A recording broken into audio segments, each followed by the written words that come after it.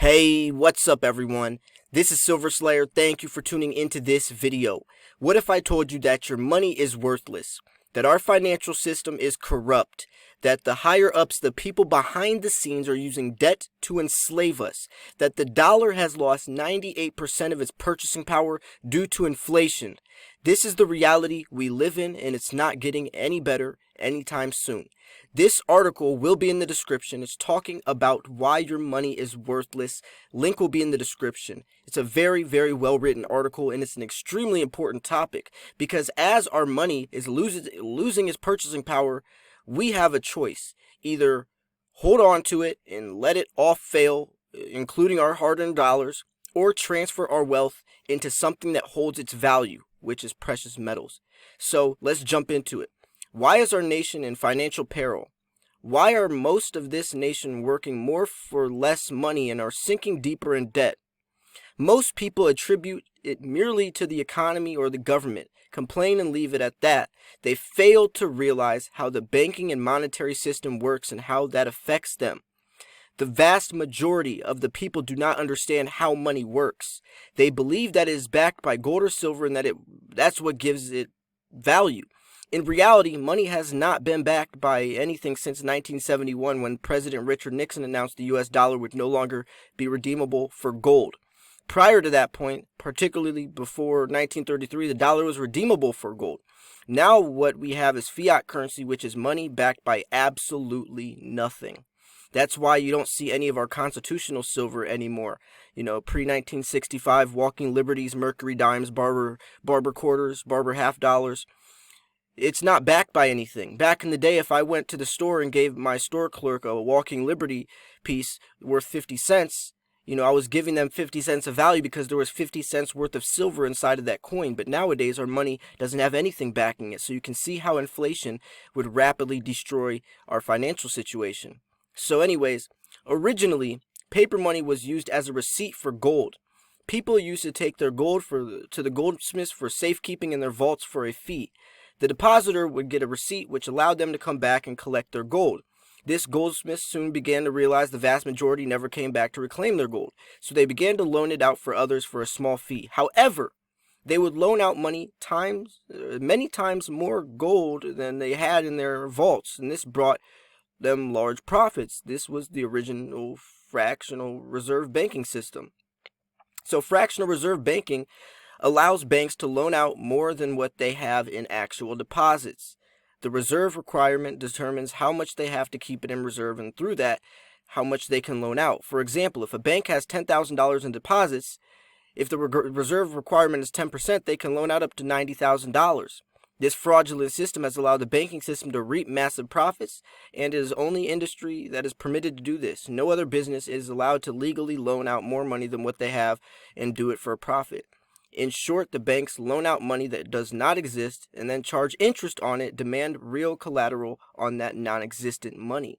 So you can see how twisted and how screwed it really is, how our system is set up for failure. There is no solution to this. There's only an alternative. There is no solution. We're $23 trillion in debt. There is no solution. There's only an alternative, and that alternative is precious metals. It's hedging against inflation. It's hedging against the dollar collapse. You're preserving your money as you're preserving your wealth, or transferring your wealth into something that holds its value as the dollar is burning to the ground. The apex of the banking system in the United States is the Federal Reserve, the central bank of the country. A central bank is the bank that manages monetary policies for a nation. Central banking has been around since the 1600s, with establishing the Bank of England in 1694. Central banking was brought to the U.S. with the passing of the Federal Reserve Act on December 22, 1913. When most members of the Congress were home for the holidays, the Federal Reserve System was hatched at a secret meeting in 1910 at a resort in Jekyll Island on the coast of Georgia. 7 men who were aligned with international bankers over the course of 9 days hashed out a Federal Reserve System. In 9 days. And now look how many years later it's affecting us. Most people think the Federal Reserve is a government agency. Nothing could be further from the truth. The Federal Reserve is a quasi-private, run-for-profit corporation. It's, in fact, a cartel. If you do not believe this, I challenge you to go to your phone book and look up the Federal Reserve. It will not be listed in the government section, but will be listed in the white pages along with other privately owned businesses. The federal part of the name was given to the entity in order to make the public think it was part of the government. That is one of the many scams associated with the Federal Reserve. It was sold to people that as a lender of the last resort, stabilizing force of the economy, and say it has performed poorly at this aim in being kind. Since its insidious implementation, the economy has been less stable than ever. It has overseen and caused 1921 to 1929 stock market crashes, the Great Depression, and numerous recessions, including the one we're in right now. So, man, there's a lot of, and this is the thing, the Federal Reserve is separate. It's not from the government. And the thing is the Federal Reserve cutting interest rates, making all these huge decisions is almost a point of market manipulation. You know, it's not only just JP Morgan, it's not only just Merrill Lynch, you know, placing false buy orders on these exchanges, you know, misprinting gold bars sold on the black market and all the illegal stuff, but it's also the banks and even deeper than that. It's deeply seated in, and that's why the only alternative is precious metals. And they know this as well, and that's why central banks own so much gold and silver.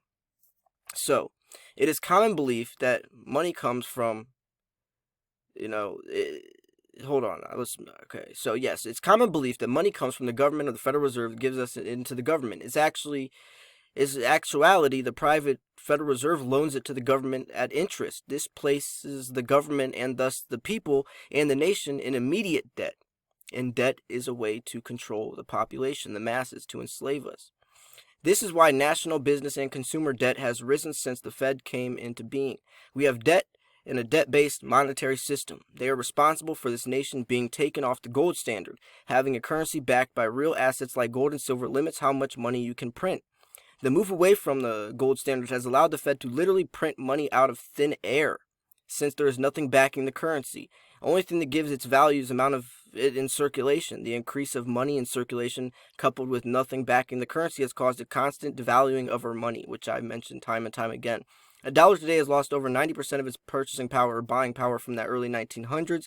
The devaluing dollar is why it now takes at least 2, in many cases more, income to make ends meet. The government likes this system because it allows them to access nearly unlimited funds without having to raise taxes. So this is sick stuff. This is actually, even though I talk about it a lot and I know what's happening, but this is real. This is real. And the more people try to pretend it's not, the worse off they're going to be because they're not preparing. They're not preparing themselves for the situation. They say money is the root of all evil, but that's because they're talking about fiat currency. Gold and silver is real money. That's real wealth. It's been held for value for 6,000 years, and it always will be. Always has been, always will be, because it has intrinsic value and it's used widely across the globe, and it holds its weight, regardless of what spot price is, regardless if the dollar is alive or not. Gold and silver will always be here and will always be valuable because it's very useful, very beneficial in the world for many things, from technology to the industrial side to the medical world. So anyways, this article is pretty long. I'm going to try to highlight the main points. So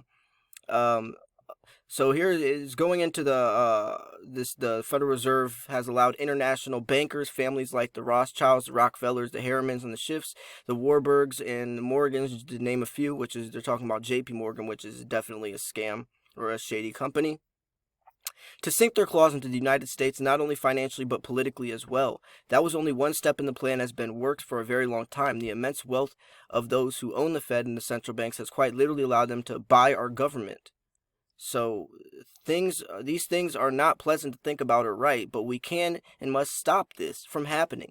The first step is reading things like this and getting informed on spreading the truth out to others. And that's why I try to make these videos. It's why I try to really share the reality of the situation on my channel, because I have a platform with an audience, and you guys liking these videos, sharing them, commenting, helping the videos do well so they can get spread across YouTube so people know the reality of our situation, because it is not getting any better. So anyways, I do want to talk about this. The Executive Order 1110, signed by President John F. Kennedy, restored the United States government the authority to issue its own silver-backed currency. This returned to us to real currency and would have ended the need for Federal Reserve notes, FRNs, and this would have ended Fed's monopoly over the monetary system, though President Kennedy was assassinated 5 months after signing this order. So that's interesting, and I'm curious on if that has any correlation with it. But this whole thing is just, it's sad to read and it hurts to read, because even though we know it, just seeing it come alive again, getting refreshed on the seriousness of it, the severity and the reality is really sad. But the good thing about this is that we have a choice. Most people will never read this article, will never have an opportunity, a chance to even do something different, but we do. We can invest in the precious metals, and we can do something different to help our future, our financial freedom. The end goal is financial freedom and financial stability, not having to live paycheck to paycheck like most people do. And that's because we found something that most people won't ever find, and most people aren't even ready to, because a lot of people are too addicted to the fiat money and don't want to invest. They're not thinking about their future. They're thinking about this the now, but in a bad sense. They're looking for that instant gratification, and it's going to bite them in the butt, and they're paying for it, no pun intended. But anyways, I'm going to wrap this video up here. If you did enjoy this video, make sure to smash that like button. Liking these videos helps a lot. Also, make sure you subscribe. If you missed my videos I posted earlier today, make sure to go check those out. I definitely think you guys will enjoy them. It's some good stuff. So thanks for tuning in.